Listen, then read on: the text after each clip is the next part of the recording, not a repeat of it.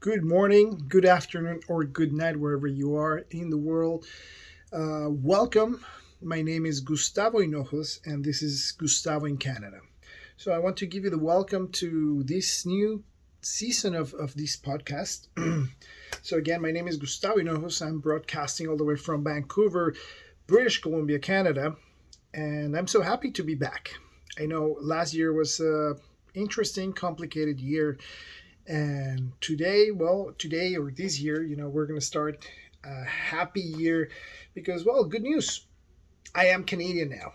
So after a very long period of paperwork, of exams, of testing, and doing a lot of things, finally, I would say almost 10 years, this trip, this experience, this journey started for me and my wife. So let me give you a brief. Well, today we're going to talk about this. About I'm Canadian, yes. So we're going to talk about following the rules. We're going to be talking about how to become a Canadian, and let's see what else comes around. So one of the first things is that if you want to become Canadian, if you want to travel to Canada and to become a permanent resident, or just to come here to work, study, the first step always is going to the website canada.ca. That's the official government website. You should go to look this information. Yes, there's lawyers, there's many services over there, and also there's many fraud also involved in migrating to Canada. There's also a lot of advertisements involved saying that, yeah, we're looking for people to come, you're going to be welcome. And in a sense of a way, yes, you're going to be very welcome to come here. But the other thing is that there are many rules once you come here. In a sense of a way, for example, if you're a doctor in your hometown, in your home country, probably when you come here, you either have to do more study or just revalidate your studies, and that would take a long time. So that's why the best advice for everyone who's trying to come to Canada is, first of all, go to the website canada.ca. That's the official website, that's a government website. And one of the good things I like about the paperwork or the things you have to do in order to become Canadian, in order to become PR, in order to come here to work, is that they're very specific. In a sense of a way, they're going to give you a checklist. And in many cases, you have to print the checklist and also all the papers you're filling out online, because that usually generates a QR code or a code bar, so you can send it back to the office where you're applying for. So that's very interesting, because even though you feel everything is going to give you small alert, this is not complete, you're missing this, or something else is missing, and even though if you print it, it's not going to be valid, so you have to redo it again, and so you have to make sure you're following all the checklists. I would say that's the best advice. In our case, going back to our little bit story, it's that when we decide to migrate here to Canada, my wife and myself, we were together. We didn't have kids at that time, and it took us around 3.5 years, to get all our paperwork, translations, sending the papers, going to interviews, doing a medical exam, doing everything we need to do. And in that time, in the middle, we got our first kid. So my first kid was born so it was 2 months before he was due. We received our acceptance papers, but the problem was we were not allowed to travel anymore by airplane because my wife was so pregnant. Those sort of things, sort of rules that you cannot travel anymore. So we were not able to travel to Canada, and my kid was born in our home country. So that delayed our process 2.5 years. We have to get his passport, we have to get all his documents, we have to in a sense of restart all our process just to include him in our process. So that took 2.5 years. So one of the things I always tell everybody, please be patient. Patience is the key for trying to do something like this. Sometimes if you want to have, let's say, a fast pass, usually it's very expensive. One fast pass could be applying to study for a master's or something. Being it's possible, it's doable. It could be expensive. Just have that in mind. So for us, we did had to take English classes, French classes, do our certifications, pay for that, pay for a translation. But at the end, it was all worth it. So when we arrived to Montreal. Beautiful city, definitely. It's a place to go to visit. Wonderful, definitely. But well, things, as soon as we arrived, a couple weeks later, we get our PR. We were able to get a job quite easy. One of the things was, thankfully, we had support. We had community. We had friends over there that were very, very engaged in helping us to get all the things that we needed to get done. Again, like a checklist. You need to go to get your driving license. You usually have like 6 months when you arrive to one of the provinces here in Canada, and you have 6 months to exchange your driving license for another one. But you could be legally driving with your driving license.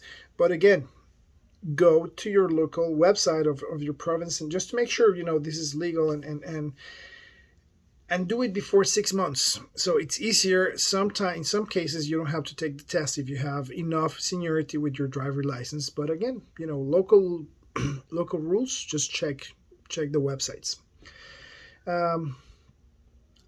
After this, we start the next step. So the next step was staying in Canada in a period of between 5 years to stay like 3 consecutive years.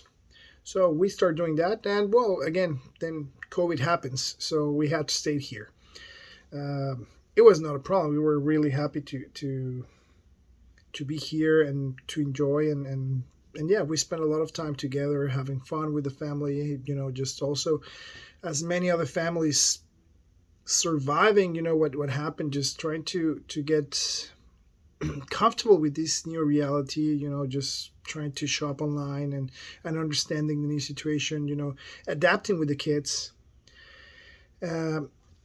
Once we were eligible, because that's the thing, you have to be eligible, as I was telling you. Again, go to the website canada.ca.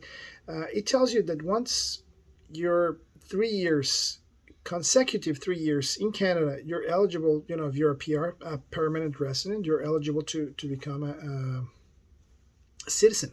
So there's a calculator. You actually have to input all the information when you land. If you take trips outside, it doesn't matter if it was just a day or two. You have to input all this information, and this is going to lay out the information enough for you to know if you're eligible. Once you do that, you have to start paying your fees. You have to submit information, for example, about the language. If you have proficiency in English or French, because in Canada, these are the two languages, the official languages we speak here in Canada. So English or French. So thankfully, we have those documents. We were able to submit them. For kids younger than 10 years, it's usually easier. But yeah, you still have to submit all the papers, all the information, and the good thing, I was able to put my first kid under my application. The first time I print my papers, that's why I'm telling you. That's why I know that they were not complete, and they were like showing an alert, and it was not complete, and I didn't get the QR code, and I had to reprint everything again, and they were like 10-20 pages I had to print. So please pay attention. So you read everything, all the steps, all the checklists. Make sure you have everything. Once we do that, patience.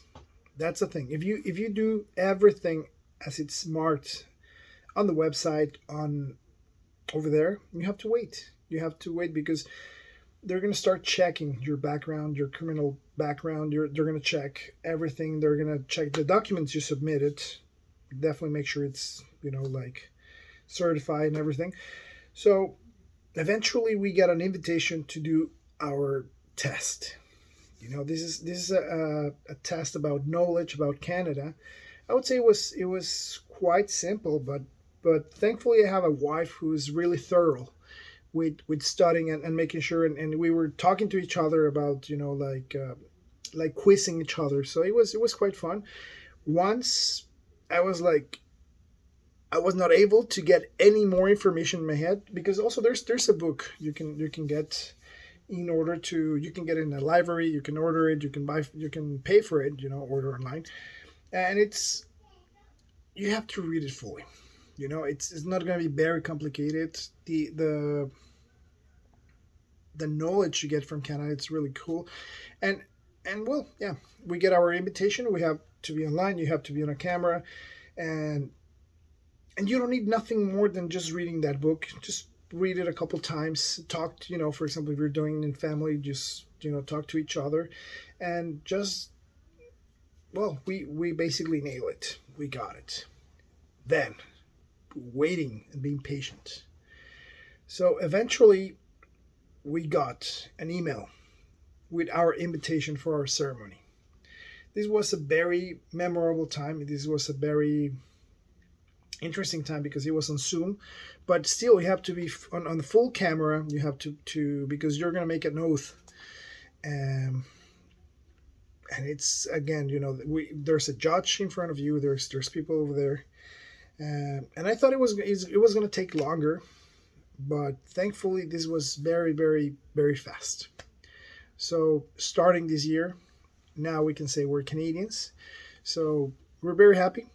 This is just a brief story of what happened this year. This is how we're starting this year.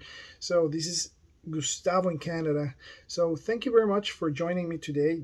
Was just probably a short story, and but yeah, I'm very happy. I'm very happy to be sharing this story with you. So guys, remember, please subscribe over there. You're gonna see a lot of content in my YouTube channel, Los Hinojos, and yeah, in all your favorite platforms of podcasts. That's where you can hear this type of podcasts.